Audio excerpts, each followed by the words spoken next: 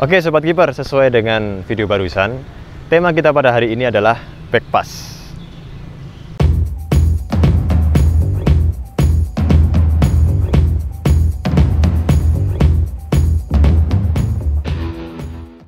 Halo, assalamualaikum warahmatullahi wabarakatuh. Selamat pagi Sobat Kiper. Oke, di episode kali ini kita mau bahas sesuatu yang masih menjadi momok bagi sebagian besar penjaga gawang di luar sana, baik dari level amatir maupun level profesional, yaitu back pass.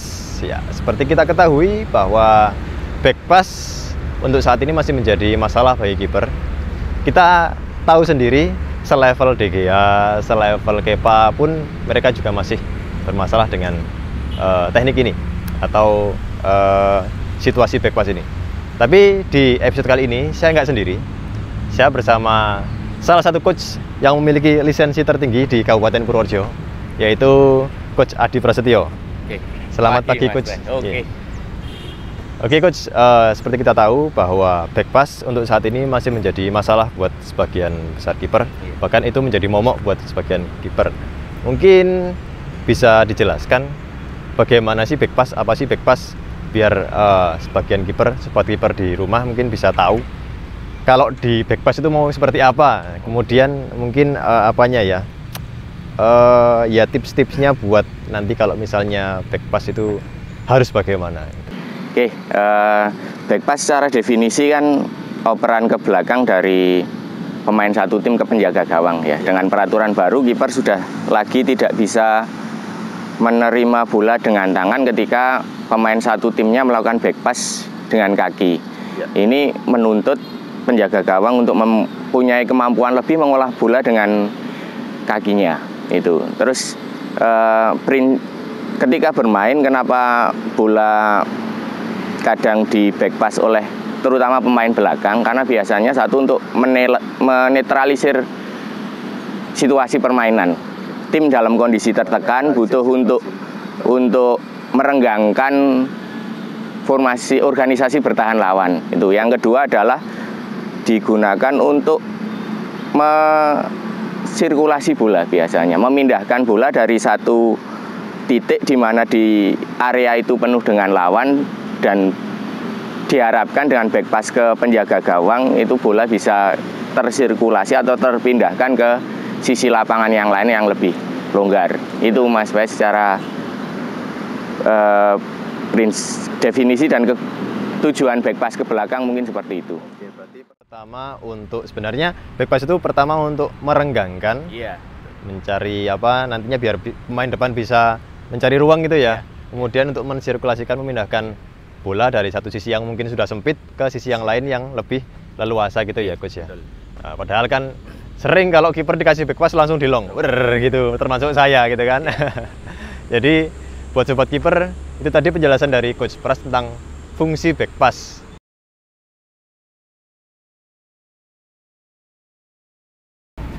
Oke, Coach Pras, tadi kan sudah jelaskan mengenai fungsi back pass. Mohon maaf.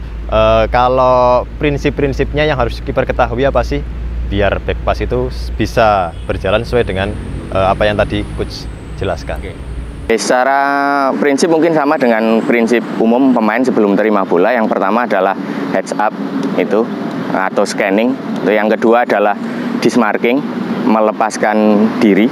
Yang ketiga adalah diagonal angel, itu supportnya membentuk diagonal angel. Terus yang keempat body shape, yang terakhir adalah line of passing itu secara umum. Tapi mungkin tentu akan situasinya prinsipnya agak berbeda dengan penjaga gawang, karena beberapa prinsip seperti dismarking, penjaga gawang punya keuntungan karena situasinya jauh dari lawan. Secara umum ketika permainan seperti itu. Oke. Mungkin dari istilah-istilah tadi kayak heads up, kayak body shape, mungkin teman-teman kiper di rumah mungkin belum tahu. Mungkin alangkah baiknya kalau kita praktek gimana? Oke, siap. Oke, langsung praktek aja sama Coach Pras biar dijelaskan nantinya secara lebih detail lagi. Oke, yuk praktek.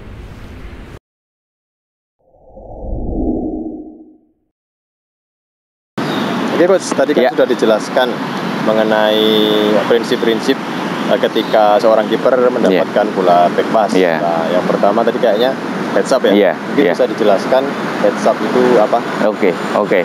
Heads up itu kepala tegak, Mas Bayu, kalau mungkin diartikan dalam bahasa Indonesia lah. Heads up ini nanti akan dengan tegaknya kepala akan membantu penjaga gawang dalam melakukan scanning, menganalisa situasi di lapangan. Nah, dari scanning itu harapannya penjaga gawang memperoleh informasi di mana posisi kawan, di mana posisi lawan, dan di mana ruang. Dengan informasi yang didapat dan dianalisa, harapannya nanti penjaga gawang bisa mengambil keputusan dan mengeksekusi keputusan tersebut secara tepat.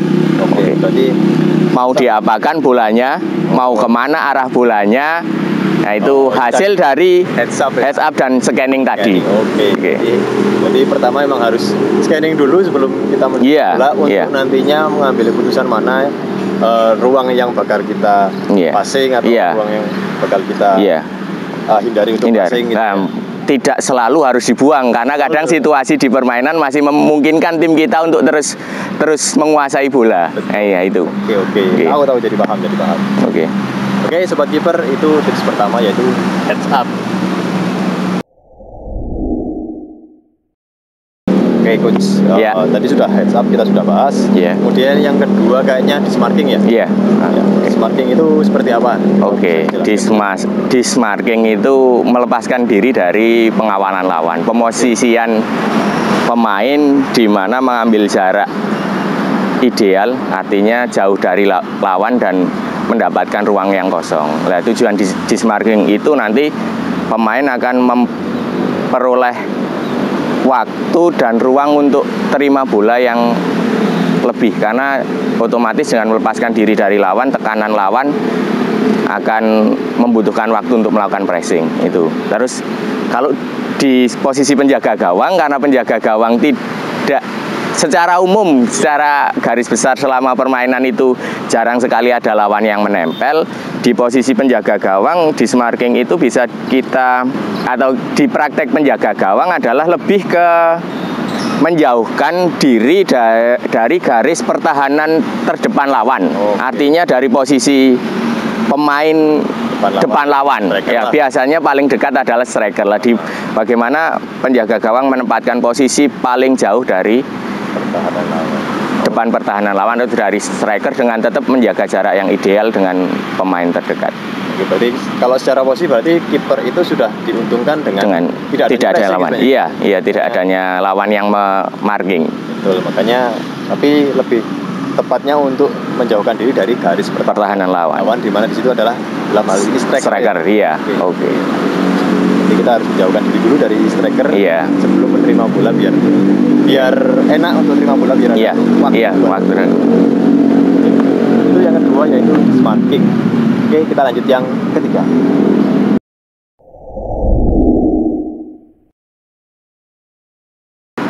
Oke, sekarang kita masuk ke tips yang ketiga yaitu diagonal angel. Oke, coach, mungkin bisa dijelaskan diagonal angel itu seperti apa? Oke, diagonal angel adalah memberikan sudut diagonal kepada rekan satu tim yang menguasai bola itu sebelum menerima back pass. Sehingga harapannya dengan diagonal angel itu apa yang menjadi keuntungan kita nanti bisa menjauh dari pandangan lawan, itu yang pertama. Yang kedua adalah dengan diagonal angel akan memudahkan pemain tersebut untuk menerima bola dengan kaki terjauh. Itu. Terus yang ketiga adalah memudahkan untuk kontrol ke depan. Itu. Jadi harus diagonal ya? Diagonal, sudutnya diagonal.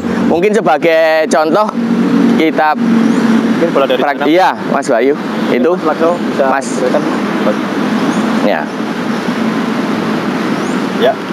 Ini kalau kita ambil posisi sejajar seperti ini tentu akan menyulitkan kita untuk melakukan sirkulasi ke samping, Mas Bayu. Tapi ketika kita mengambil sudut diagonal ke samping, ini sudut diagonal turun ke bawah misalnya, satu keuntungannya adalah ini terima bola dengan kaki jauh yang akan memudahkan untuk kita sirkulasi pindah arah. Yang kedua adalah memudahkan kita kontrol ke depan dan juga melepaskan diri dari pandangan pemain terdekat. Pemain lawan terdekat. Iya. Oke, mungkin bisa saya praktekkan ya, mungkin. Oke. Kalau mungkin Situasi kamera sini tolong. Mungkin kita lebih gampangnya adalah tidak sejajar dengan back. iya. Mundur. Ya, mungkin kalau bentuk diagonal atau segitiga mungkin ya. Iya, betul. Dengan 2 center back terdekat mungkin. Mungkin bisa diperhatikan asing di sini. Jadi kontrolnya bisa kontrol jauh gini ya, Bro? Iya, memudahkan terima dengan kaki jauh. Oke, kemudian ke caranya lebih mudah ya. Iya. Oke, itulah diagonal angel fungsi dari diagonal angel. Jadi untuk pertama untuk biar nggak kelihatan musuh, smarting juga.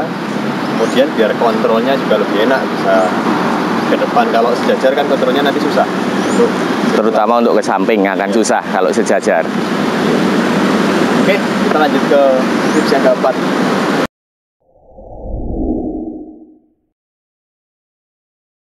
Oke, itu tadi tips ketiga. Sekarang masuk ke tips keempat, yaitu body shape ya. Iya, betul. Body shape bisa dijelaskan lagi. Oke. Body shape seperti apa? Body shape itu pemosisian badan pemain atau penjaga gawang agar bisa mendapat sudut pandang optimal ke semua sisi lapangan tadi. Ya, itu membantu kita untuk melakukan scanning tadi, head up di awal. Nah, dengan body shape penjaga gawang biasanya yang sering melakukan kesalahan adalah cenderung menghadapnya ke bola, Mas. Iya, bola di sisi kiri kita misalnya penjaga gawang menghadapnya ke kiri. Itu yang sering terjadi kesalahan sehingga dia tidak melihat sisi lapangan yang lain. Jadi body shape penjaga gawang yang betul adalah body shape terbuka. Ya, hadapnya ke depan, dia bisa lihat semua sisi lapangan harapannya. Oke, itu seperti itu. Ya, baik sisi samping, kanan, kiri maupun depan. Betul, berarti. Oke. Salahnya yang sering adalah itu. Ketika kita dapat bola dari sana, menghadapnya gini. Iya. Jadi kita nggak bisa lihat di sana, kemudian otomatis kalau nggak bisa lihat di sana, nggak bisa mensirkulasikan ke sana. Bola, iya. Tidak tahu situasi di sisi jauh misalnya. Oke. Body shape itu penting berarti. Jadi kita nggak boleh menghadap, tapi menghadapnya harus, pandangannya harus semua lapangan. Jadi nggak boleh terlalu menghadap ke si passer, tapi harus juga menghadap ke tempat di mana kita akan passing ke bola itu, gitu loh. Jadi body shape itu penting buat penjaga gawang. Itu yang sering jadi kesalahan penjaga gawang di situ. Bagus ya? Iya, sama dengan body shape itu tadi kita juga akan lebih mudah nanti terima bola dengan kaki jauh, lebih mudah untuk sirkulasi ke samping juga. Dan satu lagi dengan body shape kita menjadikan kita tidak mudah terarahkan oleh lawan, Mas Bayu. Karena kita ketika terima bola bisa kontrol ke kanan misalnya dan ke kiri. Tapi ketika body shape kita hanya tertuju ke pemain kita yang menguasai bola, misalnya saya lawan, Mas Bayu menghadap ke sana. Lah, ini akan cenderung enak saya untuk mengarahkan bola selanjutnya yang memudahkan teman satu tim saya membaca permainan lawan. Oke, karena dengan body shape Mas Bayu seperti itu, misalnya menghadap passer di sisi kiri, maka dengan tekanan saya dari kanan, penjaga gawang akan cenderung ke sana lagi. Iya. Oke, itu. Mungkin bisa dipraktekkan. Mas Bayu bisa kasih ke saya. Ini kalau body shape kayak gini, iya. Kesananya memang susah. Iya, kontrolnya akan susah untuk ke samping terutama. Ya, kontrol ke depan pun juga akan susah. Oke. Cenderungnya bola emang back pass lagi, iya. Oke. Dibuang jauh kalau udah salah. Karena ketekan. Betul. Oke, itu tips dari Coach Pras tentang body shape. Jadi itu kunci sebenarnya. Kuncinya di body shape, kemudian scanning tadi. Jadi jangan sampai kiper salah body shape, karena itu akan mempengaruhi semuanya nantinya. Back pass-nya akan menjadi kiper kalau misalnya dari rentetan tips yang tadi itu salah. Oke, sekarang kita masuk ke tips yang kelima.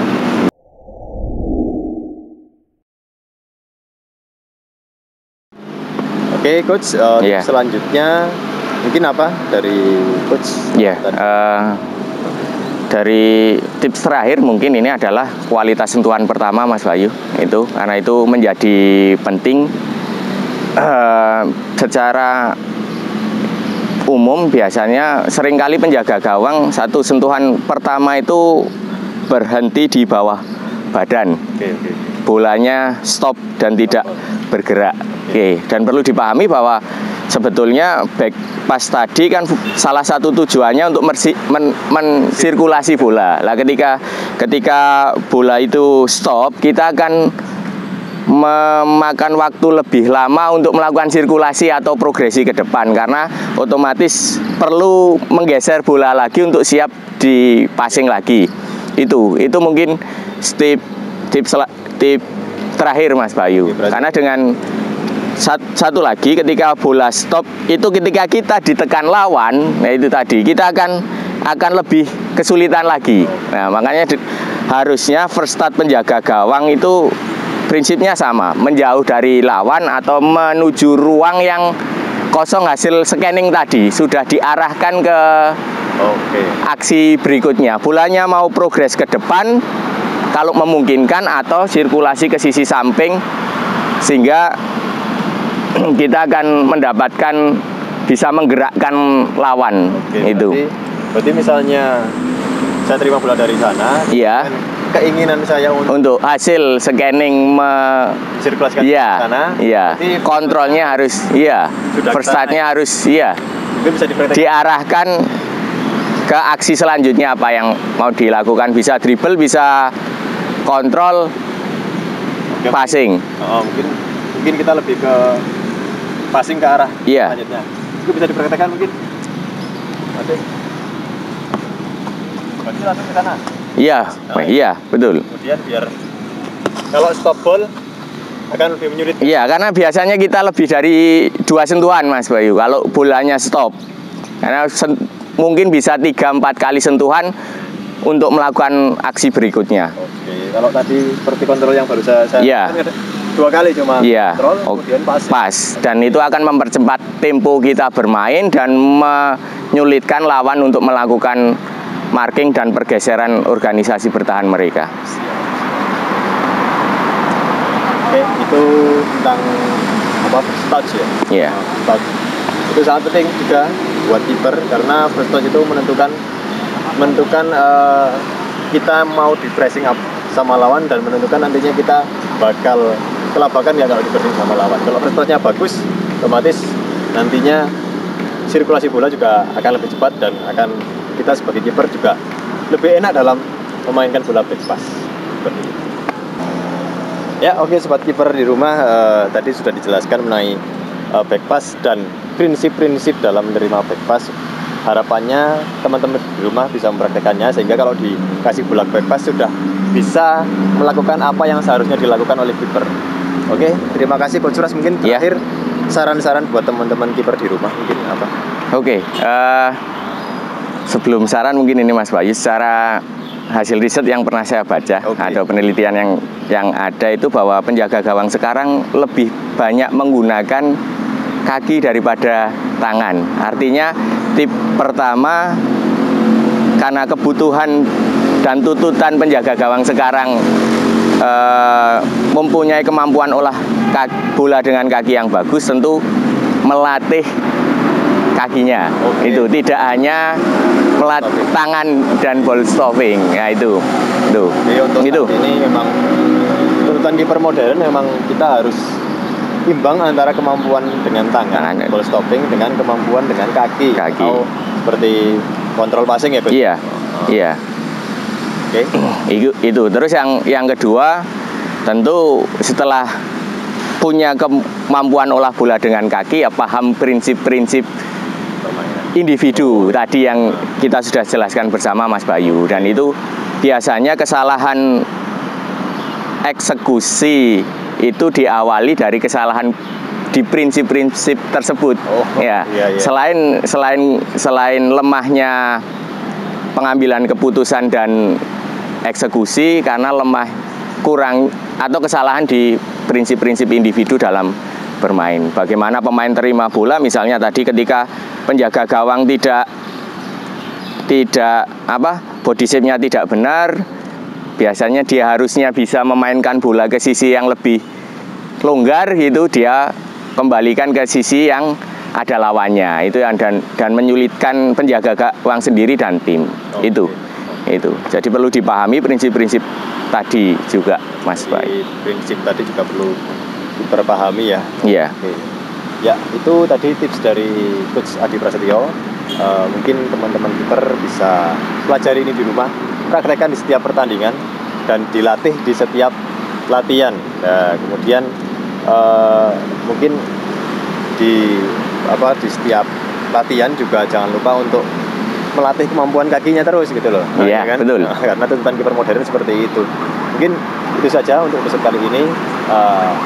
Semoga video ini bermanfaat buat kalian para kiper di rumah, dan jika video ini bermanfaat silakan share ke teman kalian. Jika kalian suka video ini silakan pencet tombol like-nya, kemudian jangan lupa subscribe, jangan lupa komen kalau ada pertanyaan, kalau ada request video-video apa yang harus kita buat. Oke, cukup itu saja. Selamat siang dan salam goalkeeper The Last Man Stand.